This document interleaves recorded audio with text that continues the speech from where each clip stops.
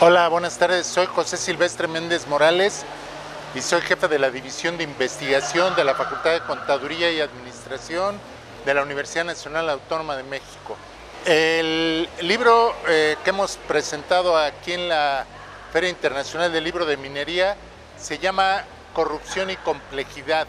Este libro surgió por la idea de un amigo que ya falleció, un investigador, Alfredo Díaz Mata, que es fundador del Seminario de Complejidad, donde surgió la idea.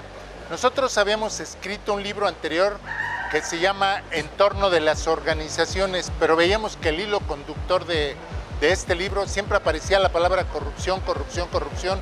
Entonces nosotros decidimos escribir otro libro que hablara específicamente sobre la corrupción y decidimos escribir un libro que se llama Corrupción y Complejidad. ¿Por qué? ¿Por qué corrupción y complejidad? Primero porque surge el Seminario de Complejidad y entendida la relación que se da entre corrupción y complejidad, entendiendo la complejidad como un entramado, como un entretejido, como una serie de interrelaciones que tienen que ver mucho con el problema que nos ocupa, que es el de la corrupción. Pues el primer capítulo aborda la conceptualización, es un capítulo que escribo yo, que se llama Corrupción, Impunidad, Transparencia y Rendición de Cuentas. Lo que nosotros creemos es castigo a los culpables, es decir, rendición de cuentas.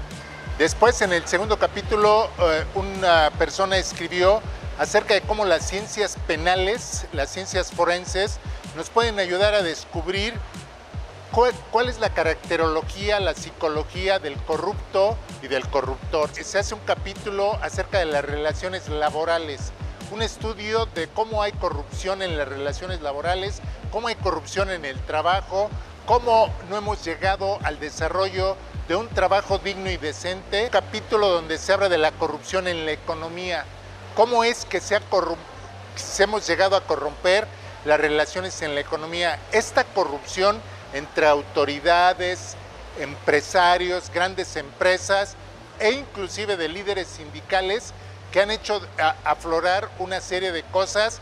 Y ejemplos podríamos poner el caso de la mina Pasta de Conchos, ¿no?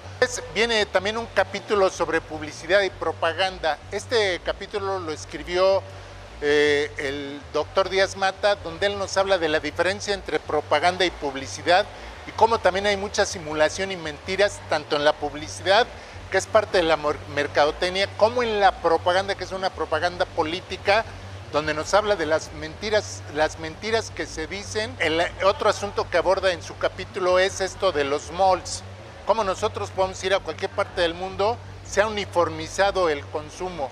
Lo que nosotros encontramos en una plaza comercial de nuestro país, lo encontramos en Nueva York, en Madrid, inclusive en Moscú.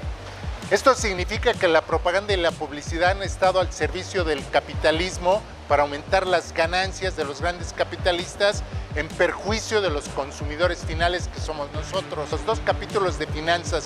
Primero, se hace un análisis de cómo surge el dinero. Se dividió el capítulo de finanzas en dos por la extensión. ¿Cómo el dinero se corrompe? El dinero se corrompe cuando los gobernantes imprimen mayor cantidad del dinero que el que se requiere para la circulación de las mercancías. Eso provoca inflación. Esa es una forma de corrupción. Se habla de la evolución del interés, de la tasa de interés hasta llegar a la usura. ¿Cómo se cobran intereses tan altos? Esto que fue muy estudiado por filósofos como Platón, Aristóteles y algunos economistas importantes como Adam Smith, David Ricardo, cómo en la actualidad se nos hace natural, pagamos intereses por todo. Y lo peor de todo no es eso, sino que llegan a ser usurarios, es decir, se cobran intereses sobre intereses y el interés es muy alto. Esto es corrupción. Y después se aborda las privatizaciones en el país. ¿Cómo se dio el proceso de privatizaciones? Básicamente estamos hablando de tres ejemplos. Telmex, cómo se enriqueció una persona a través de la venta de teléfonos de México. La de los bancos, seguimos pagando el Fobaproa, el IPAB, todos los mexicanos seguimos pagando lo que nos costó el rescate bancario. Y se aborda también lo de las pensiones, cómo se privatizaron las pensiones. Se ponen como ejemplos de la corrupción todos estos, porque nosotros esperamos que el país Consideramos que la corrupción es un problema estructural, pero que tenemos que salir de ello con educación.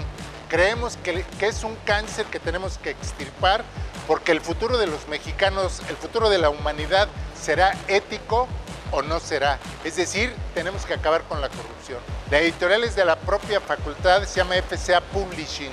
Lo van a encontrar en forma electrónica y en forma impresa.